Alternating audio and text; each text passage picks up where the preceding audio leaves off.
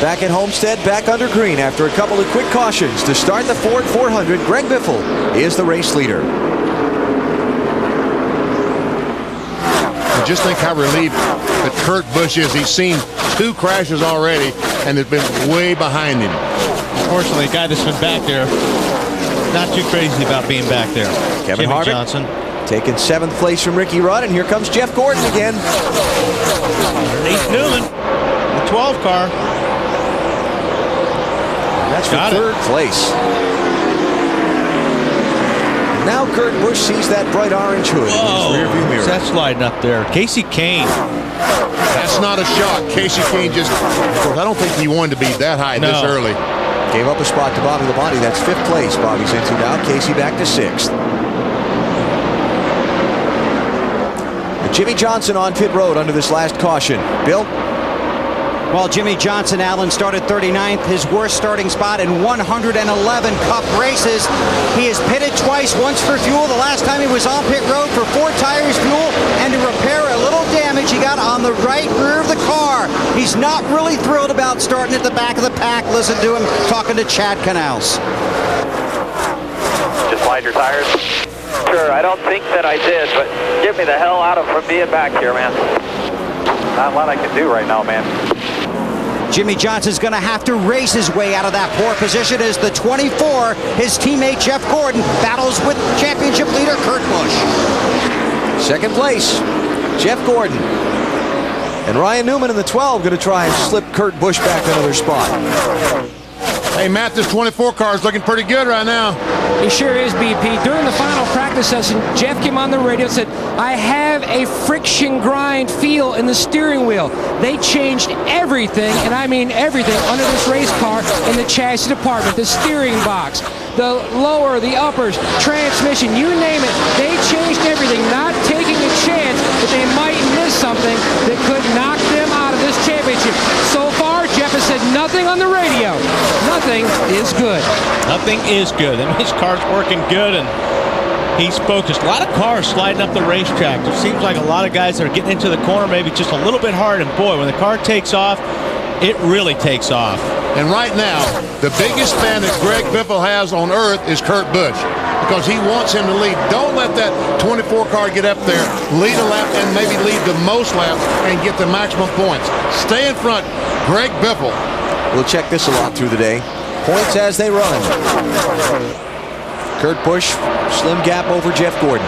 Now, if you're not familiar with the way that the points are passed out and the championship is awarded in NASCAR, there's a scale of points that goes down from 180 all the way down to 34. The winner of the race gets 180 points plus, obviously if he won, he led a lap, he gets 5 bonus points for leading a lap.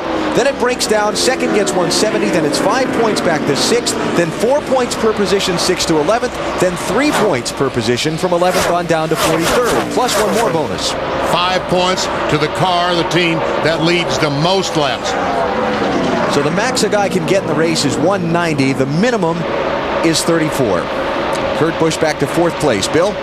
Driving, not talking. That's probably a good sign. This is a brand new race car. They did test here. This is its first race.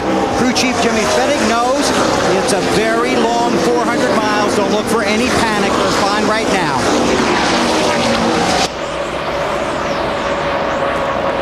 Kurt's state of mind throughout this weekend, it's been kind of hard to read. He seemed pretty calm on the outside, but I just can't, you can't believe he didn't have the big butterflies. No, you definitely have the big butterflies. The biggest problem in his situation is it's his to give away. Everybody else has got nothing to lose, and they can go for the win, and hey, go for it. But Kurt Busch has got it to give away, and that has got to be gut-wrenching. Bill? I think you're right, Wally, and Kurt's put a really good face on this week. We talked to him Friday morning and then again Saturday morning, off camera and then on camera. On camera, smooth, very eloquent, able to convey his feelings. But before and after the interviews, he was very cautious, very tentative, almost too quiet to believe that's really Kurt Busch, so you know it was playing with his mind. Yeah, the pressure on these guys has been incredible the last few weeks, and you know this. This is huge. I mean, Friday morning, when the cars are going through inspection, just before practice, you go by the 97 car, he must have had 20 photographers there, all wanting that picture of Kurt Busch talking to Jimmy Fennig. Kurt Busch by his car. Kurt right now running in 4th spot after leading the opening lap of the race. Greg Biffle out in front. Marty, what do you got for us? Trying to do the best to help his teammate out, trying to keep Jeff Gordon behind him. And he came on the radio, said this car is so good, we should have given it to Kurt Busch to race this weekend. I think this car is going to win the race. Well, that might be a stretch, giving my best car away. Yeah, Greg said he goes it to his sponsors to try and end the day with the W. Early going here at Homestead-Miami Speedway. NBC's coverage of the NASCAR Ford 400 is brought to you by the next Ford Super Duty, the only truck tough enough to be the official truck of NASCAR. By Nextel coast-to-coast walkie-talkie. Nextel, done. By Miller, there's good enough and there's better than it has to be. Miller, good call. And by Napa Auto Parts. Napa, get the good stuff.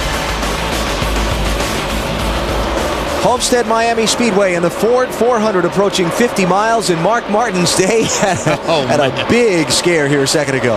Well, you talked about it at the very opening of our show. Yeah, Mark got underneath. Who was that? Oh, Timmy McMurray got a little bit loose. And when he got right up next to that car, it really took the air off the back of the car. So he did a great job saving it, but that was a moment. Marty? BP Hour, Wally, I'm sure you've been in that situation before, haven't you? Yeah, like every lap yesterday. Took Mark about a lap to catch his breath, and you could tell on the radio when he came back on, he said, I just about costed the whole thing right there, didn't I, guys? Well, he managed to save it, and he is fallen back to 16th place. Here's a guy that's just got it all going right now. Greg Biffle's opened up a huge lead. Yeah, about 2.5 seconds so far. Jimmy Johnson's been moving up. He's 21st, but the problem is he's 17 seconds back. This is where he needs a caution to race all that time. Bill? And it's going to be interesting, Wally. I talked to his crew chief, Chad Knaus, this morning in the garage about their race strategy. He does not want to get out of sequence with the other championship contenders. He said 15, maybe 20 laps at the most, but he will not take a chance to put him out of sequence at a number greater than that. He wants to be on the same sequence as the other guys, so that could affect how they pick up positions here. Bill, what did Chad say about maybe taking 2 tires in a situation like this if the caution comes out? Alan, there was a lot of talk about that, as you know, in the garage this morning. Guys watched the Busch race, and there was a big difference of opinion of whether you can take 2 or whether you cannot. I do not look for Chad to take 2 because just basically by his reputation and the way he's worked in the past, it's not something he's done a lot of. And I agree with you, Bill, because he has got a good race car right now. If he can pick up 3 or 4 more cars, it's better to just get in the pits, get on 4. He can drive that car to the front. Working on Jeremy Mayfield in the 19. That'll be for 20th place. And his Brian car Vickers is too, working very, very well. He's just lost a lot of time in traffic to the leaders because the leaders are open racetrack, and Jimmy's in traffic, and he can't lay down the lap times like a leader can. The advantage that Jimmy Johnson, all these 5 cars battling for the Nextel Cup championship today. When Jeremy Mayfield looks up in the mirror and sees the 48, or the spotter says the 48's right behind you, he's not going to race him today like he did yesterday and 10 races ago. Case in point, his teammate right there, the 25 car, he sees his teammate behind him. He knows the big picture, so he's not going to make it difficult for him to pass. So that's going to be 19th place that Jimmy Johnson looks to pick up on Brian Vickers there. Vickers backed off a little bit early, allowing the 48 car to move up the race, giving the entire racetrack. Take any line you want to, Jimmy. He's about a half a lap behind the leader, Greg Biffle.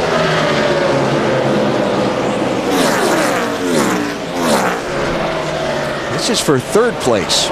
And, you know, it looked like Kurt Busch might be in a little bit of trouble, but, hey, he's running about as fast as any of these cars right now.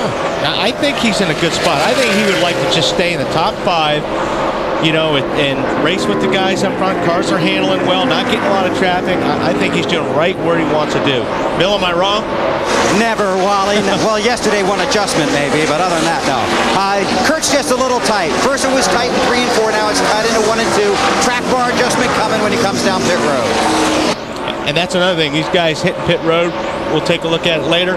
It's tricky getting into the pits here, especially under green, because you have to use the access road, and it's very hard to get any grip down there.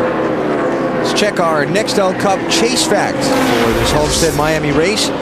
This race hasn't seen the kind of drama we're going to see today for locking up the championship. In fact, the championship leaders finished 18th or lower in the last 3 Homestead-Miami Cup races. Remember, Matt Kenseth had the engine blown last year. Well, he'd already locked up the championship. Shouldn't that graphic read 18th or higher?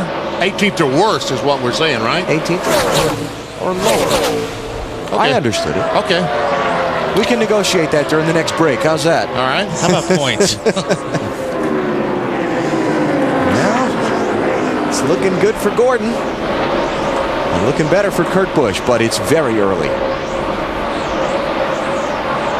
Let's get an update on Jeff Gordon, Matt.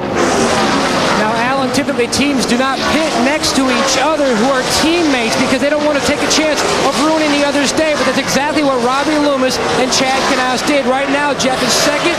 Jimmy Johnson is running 19th. If we have a caution, the leader's pit, Jeff will hit his pit box first. Why did they decide this? They thought it would be an advantage. Jeff will stop short to help Jimmy. These two teams trying to work together for the same goal, to get one of these cars the championship at day's end. We are 50 miles into the Ford 400 at the Homestead-Miami Speedway. Greg Biffle's the leader through the field when we come back.